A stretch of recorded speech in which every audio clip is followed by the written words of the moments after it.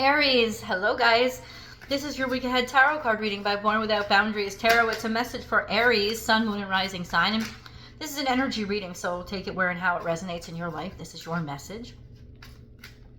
And if you're not in Aries, or maybe you don't know that you have significant Aries placements, it's okay. This has showed up in your feed. It's an energy reading at its heart, so it would only show up if you called into, and it always shows up at just the right time. This is where your message begins. We got some new hope. Or, let me say this. What I'm channeling is that there was a kind offer made, a kind start, a good start, a nice, like something sweet, something generous. Maybe an offer of love, an offer, not necessarily romantic love, but an offer of generosity, kindness. Something that started new, but then it seems like it's not fizzled, but that there are issues that have stagnated it. That's what Seven of Pentacles really is. It's an energy of you're working hard, but you don't see it getting anywhere. In fact, because you're looking at him like he's working. You can see he's working, not like he's not doing anything. But what's pictured is wilting. Now we know 7 is the energy of 7 days, 7 nights. It's that working number, that number of something is manifesting and coming into being. And then 8 becomes the manifestation of what you've been working on. So 7 is the work in process, and that's wonderful energy. But the 7 of Pentacles does hint at, but what's wrong? What's going on? Like, why am I not seeing anything? I put the offer out there, right? There was some sort of offer that had come to you, and now it feels like it's just stagnant. It's just like, either I haven't heard or something hasn't moved forward. Once again, it's not that there's been laziness or neglect here. And this is where the frustration comes in with the 7 of Pentacles energy. This frustration of, well, I know I've been working on it. I know I didn't forget, right? So why am I not seeing anything? Well, let's see, because we do have some messages just in the past. Oh, wow, these are all in reverse. So we have devouring energy, lazy energy, lack of resources, something that's draining you. And then we have getting over disappointment or realizing that maybe something wasn't as valuable as you thought it was. 8 of Pentacles, thinking like, I'm doing all this work, but I'm not getting anywhere, or work that isn't getting you anywhere. Work that isn't getting you anywhere. It's like hard work that doesn't have any value in it, and a missed opportunity. And then there was this little glimmer of hope, but then you don't see it getting anywhere. So it almost feels like you feel like you're stuck right now. I don't know what aspect of your life this is speaking to, but you feel like you're stuck right now because there's no movement forward.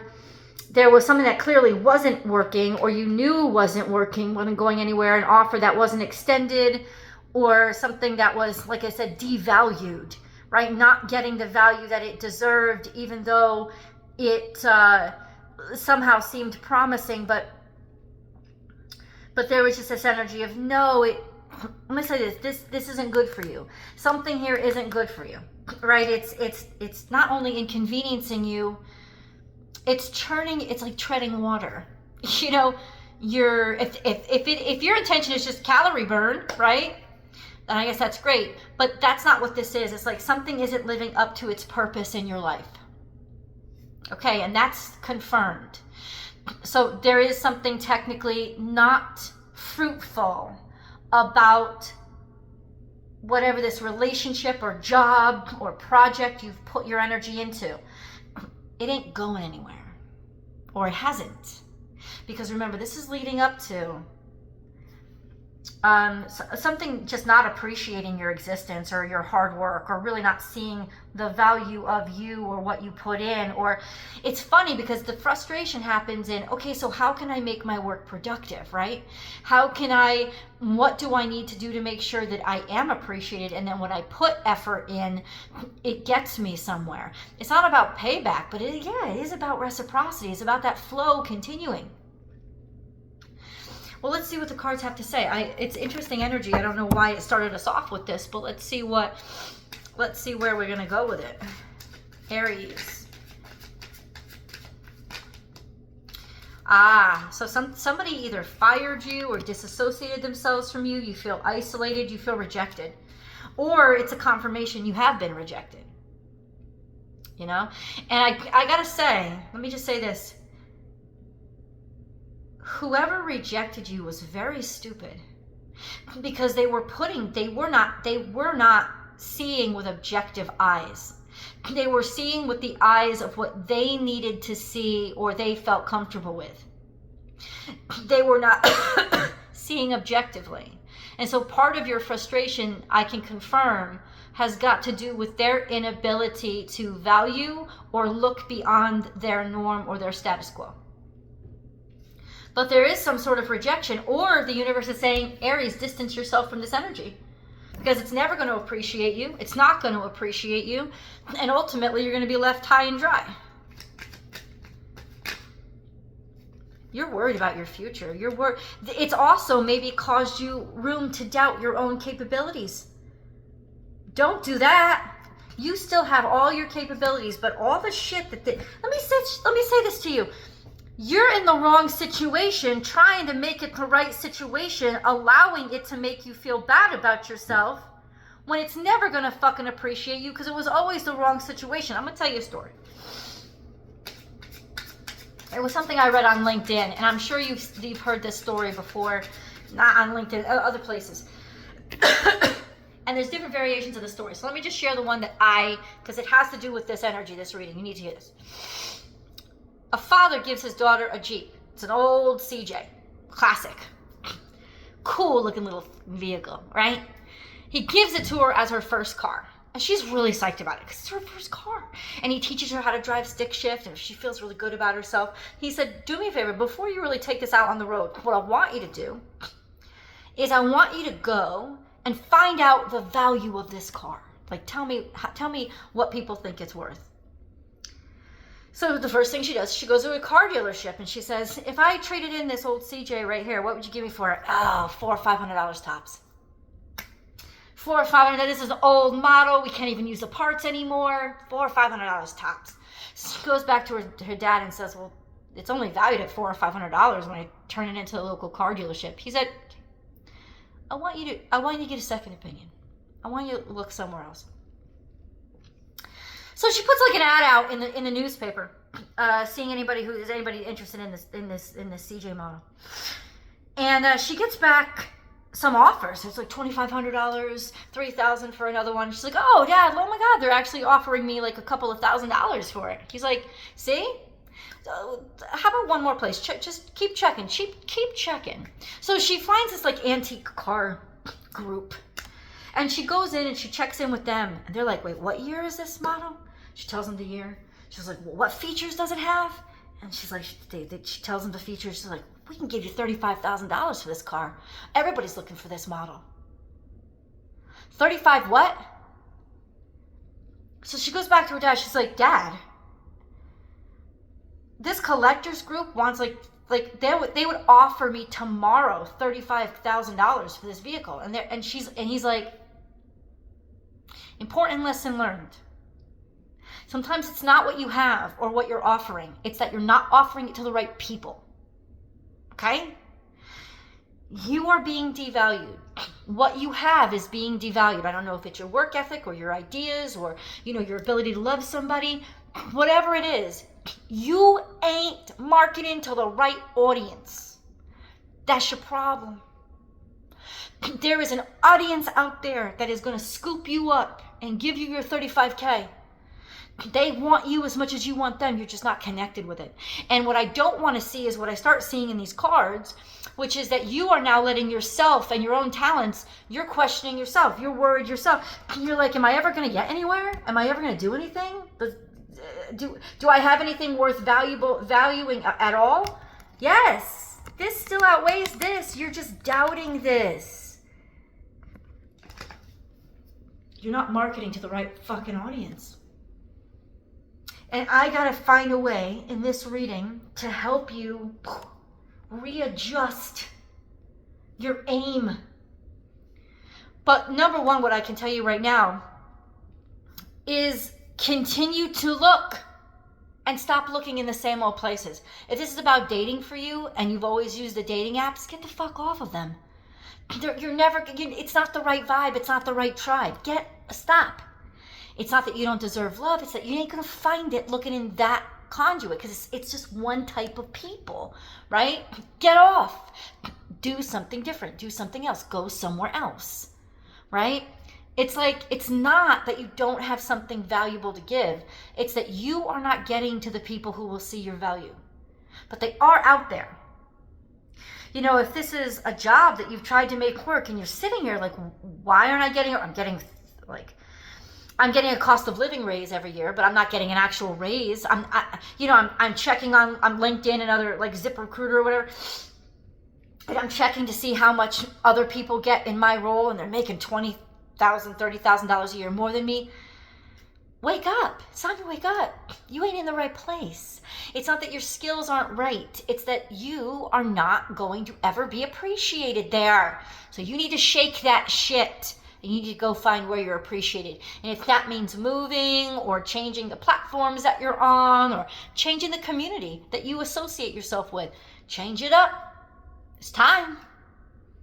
Because I'm blunt. So if I saw that you had to change you, and you had to like maybe go back to school or maybe go back to the gym or brush up on your attitude problems, I'd be the first to tell you. It's not that. You are just aiming at the wrong fucking audience. And I don't know how else to say it to you, except the way I've said it to you for the last almost 12 minutes now. So let's put this. What does Aries do to get themselves unstuck? To get themselves being seen to the right audience, to the right people, to the right tribe? What do they do? What do they do? Divorce? It's emptying you. There's something empty here. No more love, no more capability, possibility. You're starting to lose love for what you studied or what you learned, or maybe your craft or your trade, or it's always being, So what do they do? It's almost like realizing that you've limited yourself somehow with what you've studied, or you haven't been you've divorced part of what you've learned and you haven't used all of it. So maybe then the answer is to use more of what you've learned, or use what you've learned to begin with. Like if the problem is you went to school, say for math, and you don't use math in what you do, get back to that. It's almost like you're not really with the people that you started out with. You're not with the right tribe, but you can get back with them. You've gone too far away from them. Come back to home. Then we have these two that have popped up. Go out on your own. Be willing. See, I think you went out on your own. You headed out on your own independently. Trying to aspire, trying to dream based on a dream. Following a dream, and that's good because it does help to expand you, but it doesn't necessarily bring you. It's almost like you're at the top of your circle, but you got to continue down around. Maybe you're on a downward slope now, coming back up again. It's like you have to finish this cycle, right? This is internal exploration, learning that you're worth it, or that you're capable, and that what you want. It's almost like these cards are saying, remember who the fuck you are. Remember what you always wanted. And you have to singularly start to focus on that instead of getting distracted by all the work around it. It's almost like you set out. I know this because this was one of my old dreams, right? It's like you set out to be an actor, but you got so invested in waiting tables. And Aries, you're very competitive. This is your very competitive energy, and you can easily get sucked in by the fact that, oh, now I want to be a bartender. Oh, now I want to run the bar. Now I want to maybe go back to school and get my associate's degree so I can learn how to run a whole restaurant. And it's like you let yourself get distracted on the shit that was supposed to be on the side. You have to it's like the universe is calling you to recalibrate back to your original purpose. Because you got lost, you got too competitive in all the peripheral stuff. FYI, hold on. So that's a reminder. That's an aha. Oh. Luck is on your side. This is in reverse, in the past. So in other words, it doesn't mean you were unlucky. It just means that it wasn't luck. It was hard work. You were doing hard work. Maybe you were working too hard. And that's how you know it's like it wasn't on your side from the very beginning. Okay, so let's have it this. Thank you for the insights. Where do they go? How do they change this? How do they get out of this rut? How do they get out of this rut? Okay, not for the moon cards to answer. How does Aries get out of this rut?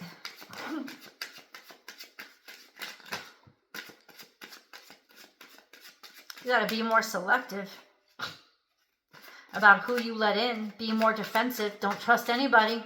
Don't trust just anybody. Like, just because they make you an offer doesn't mean they're on your side. Maybe you don't trust just anybody. Have higher standards. Then we get this. Oh, this is like end. Something here is ending, including something stability. There's some sort of financial, something that stabilized you financially that is over with, that is done with, that is over and finished, and it's never going to come back to being the same. And that is like, yeah. It's like taking too much risk, almost like risking your life for too little. What are you doing? So God wants you to really protect yourself moving forward. Don't let this in. Or say you're getting an inheritance or something. Protect it. Hold on to it. Okay.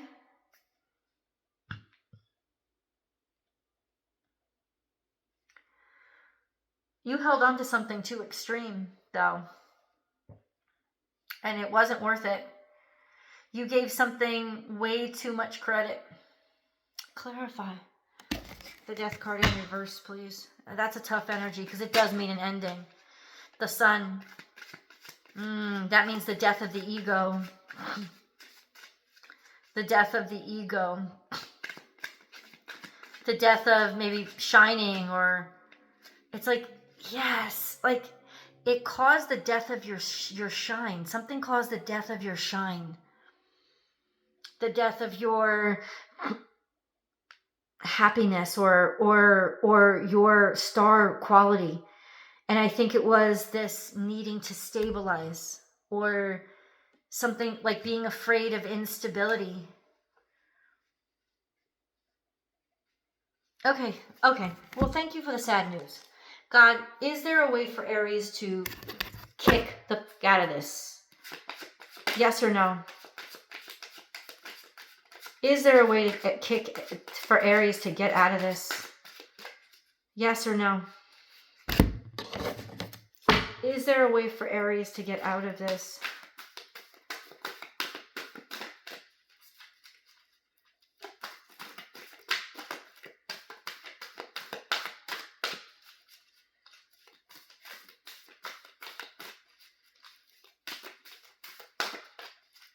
No one's talking. What do they do? What is Aries supposed to fucking do?